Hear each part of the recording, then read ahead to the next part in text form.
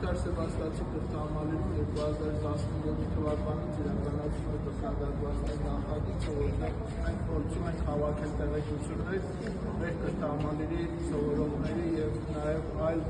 շրջաններում բնակվող մարդկանց մասին։ Արդեն իսկ հայտնաբերվել է բավականին տվյալներ, որոնք փոխանցվում են արդեն տասնամյակներ շարունակ։ Ծնվել է 1930 թվականի ՀՍՍՀ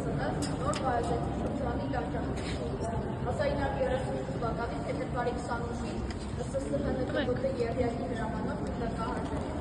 Լեան Շամխալ Արամը ծնվել է 1901 թվականի ՀՍՍՀ նոր վայրեջի շրջանի լրջակիցը։ 1900